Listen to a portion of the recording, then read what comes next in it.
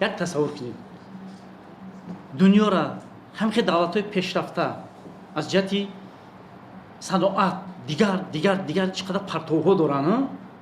واکنش رئیس آژانسی آب و هواشناسی تاجیکستان به گزارش جهانی صفت هوا در سال 2025. این گزارش روز 24 مارس تاجیکستان را در سه‌گانه کشورهای هوایشان آلوده ترین و در یک صف با پاکستان و بنگلادش جای داد. عبدالله قربانزاده آن را منصفانه نمی‌داند.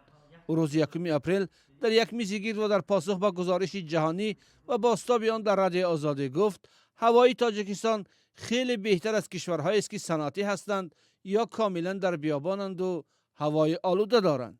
دولت‌های افریقا یا که شرق نزدیک یا دیگر دولت‌ها را ببینید، یا تاجیکستان کوهستان را ببینید، چقدر میتوان تاجیکستانی که یک کوهستان است خودش هیچ چیزی زمین گرفته در سوم جا کننده. گزارش جهانی صفت هوا را پژوهشگاه ایقیو ایر شویتساریا که هر روز صفت هوا را در جهان پیگیری می‌کند نشر کرد.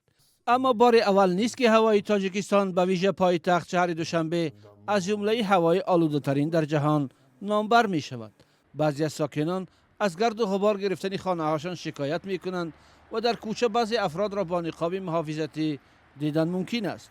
خاکبادها، هوای گرم و بیباران و بریدن درختان، اینچنین کارخانه سیمنت و مرکز برق و گرمیدهی و کارخانه های آهنگودازی که اساساً با انگشت کار میکنند در برابر آمدن چنگ و غبار از خارج کشور از سببهای اساسی آلودگی هوا در تاجیکستان نامبر می شود. تاجیکستان در سال 2025 بیش از 200 روز شاهد هوای غبار آلود بوده است.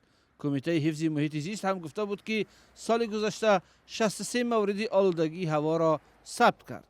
پروفسور صبور عبدالله‌زاده مدیر لابراتوار تحقیقات اتمسفری اکادمی ملی علم‌ها میگوید هرچند به سه‌گانه کشورهای هوایشان از همه آلوده وارد کردن تاجیکستان در مجموع موافق نیست، به نظر او هوای دوشنبه خیلی آلوده است. گزارش جهانی صفت هوا نیز دوشنبه را شهری از همه آلوده ترین تاجیکستان دانسته است. از حساب چنگ و خاکی که از کشورها برون مرزی می آید من این روزی شده ناممکن است که سیون جو باشد. ریلیف تاجیکستان هم خیلی است که همون چنگ و خاکی که از غرب و از جنوب تاجیکستان وارد می شود، همون چنگ و خاکی که در تاجیکستان می آید مدت های از یک هفته زیاد می ایستد و صفت هوای پس می کند. از سبب کوه ها هست، دوشنبه در همین چقوری است، گرد و اطراف همه کوه هست و بلندی ها هست. در گذشته نیز آژانسی آب و هواشناسی تاجیکستان با گزارش نهادهای جهانی که هوای دوشنبه را آلوده ارزیابی کرده بودند نارضایتی کرده است که آنها معلومات را از پایگاه‌های دولتی نمی‌گیرند. در گزارش سال 2025 پس از تاجیکستان، چاد، کانگو، هندوستان، کویت، اوگاندا، مصر و ازبکستان در دهگانه کشورهای قرار گرفتند که آلوده‌ترین هوا را در جهان دارند.